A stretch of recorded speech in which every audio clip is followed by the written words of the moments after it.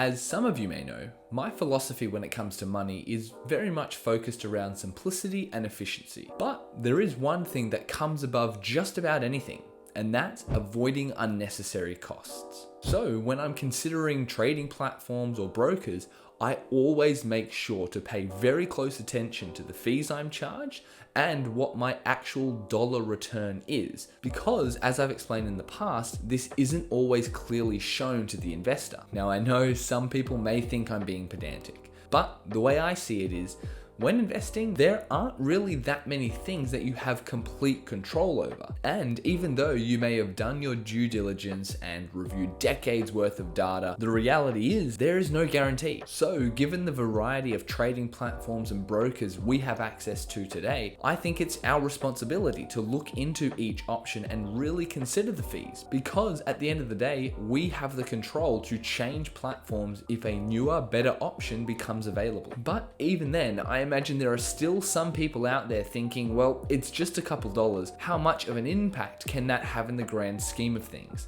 Well, I'm willing to bet much bigger than you anticipate. And for newer investors, it can be devastating. So that brings us to today's video. As fellow investors, Alan and I have committed to documenting everything that we learn about building wealth here on this channel. So it's our duty to set up a camera and start babbling to ourselves whenever we discover a new business or new opportunity that's providing something of value that we are using and that we feel other people could benefit from as well. And with that being said, we feel like we've found a trading platform that fits that description. Now, if you use social media at all, which I guess you do, you will have likely seen an advertisement for this company at some point in time, because they are everywhere. I mean, seriously, Alan and I often joke that either we are their prime target and are literally receiving every single one of their advertisements, or their marketing budget must be gigantic. And so if you haven't already guessed by now, I'm talking about eToro. Now, for those of you who know a little bit about eToro, you may be thinking, hey, they're definitely not a new investing platform. And you're right, eToro was actually founded in 2006 and now have over 20 million users worldwide. But strangely enough, and I don't know if this is just me and the personal finance space here on YouTube, but they have been pretty much flying under the radar with regards to their options for purchasing shares. And considering just how big a marketing budget they appear to have, this is kind of strange to me. Now, to be fair, since discovering them and looking for eToro related content specifically, I have been able to find a few reviews and a couple Australian YouTubers talking about them. Namely, the Aussie Money Man actually made a really great review about them. However, that video was released in late 2019, and since then there have been a number of upgrades, which have now made eToro an even better option, and from what I can tell, one of the cheapest options for the type of investing I like to do that's currently on the market. Now that that's out of the way, let's talk about potential reasons as to why eToro hasn't really been talked about until this point in time. Well, the first one, and potentially the most obvious one, is the fact that eToro used to solely provide CFD trading,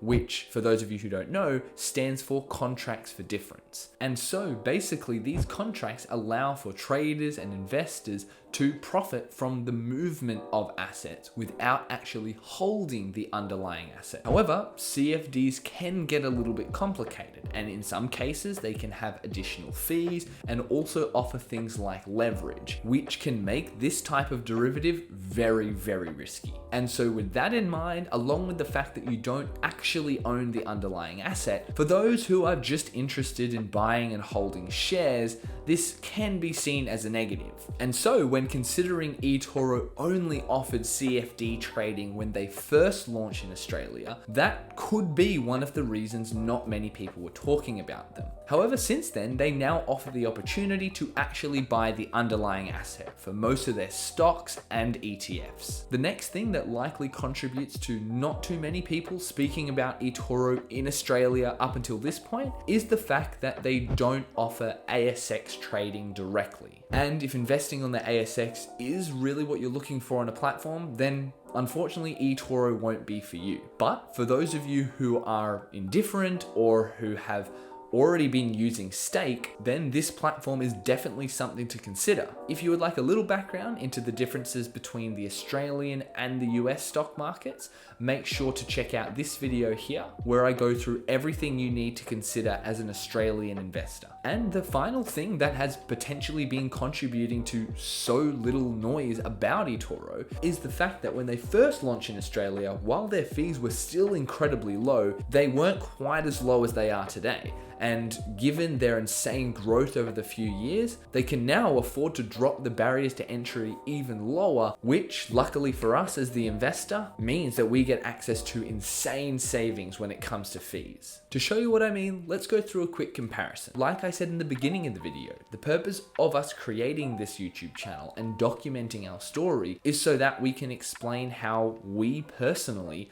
are investing, are growing our wealth. And so just keep in mind, all these examples and what I've spoken about today is assuming a similar investment strategy to the one that I personally follow. So for this example, let's go over a simple dollar cost averaging strategy. And let's say that you are wanting to buy into Apple stock. So if we use the exact strategy I implemented when I first started investing, we would be investing $300 a month. If we were to do this with CommSec, for example, we would first be hit with a 0.6% foreign exchange fee, and assuming the exchange rate was 0.72, we'd be able to bring just over $214 US.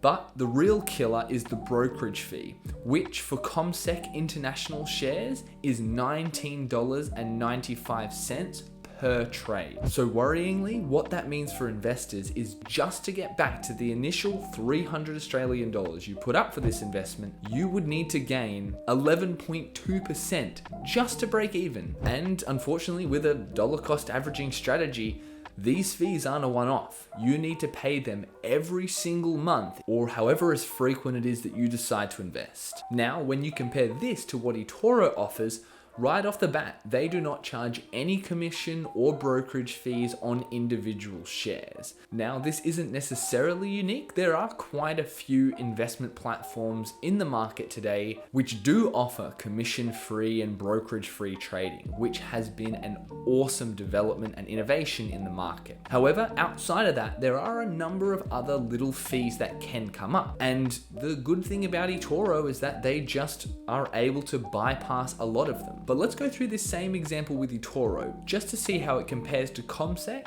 and to ensure that we cover any fees charged while using this particular strategy. So again, we'll take the 300 Australian dollars and we'll need to deposit and convert them to USD. As you can see, eToro actually have a number of funding methods, including PayPal, credit/debit card, poly payments, bank transfer, NetTeller, and Skrill. However, the foreign exchange fee you pay does vary between the options. So in order to ensure you pay the least amount of fees, make sure that you choose either bank transfer or poly payments. Both of those have a fee of 0.5%, whereas the other options will have a foreign exchange fee of 1%. So when I'm transferring funds, I personally use poly payments because in using this method, funds are transferred instantly. And that is a nice refreshing change as compared to some of the other options on the market, which can take multiple business days for your funds to arrive. So at this point, although it would only be 30 cents more,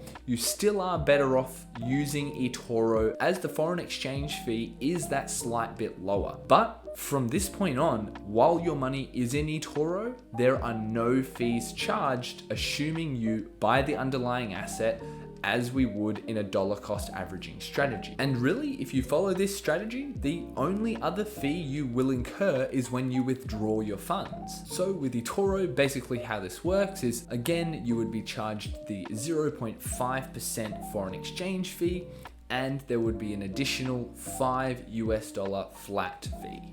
And so when using this investment strategy for the fee savings alone, it just makes complete sense to use eToro as your go-to option. But this doesn't even take into account all of the other benefits that eToro does have to offer. Things like their research tab, their copy trading feature, and the fact that you can invest in so many assets from the one platform. There are a lot of things going towards eToro, and Alan and I are really excited to continue using them, and we hope they do continue going in this direction.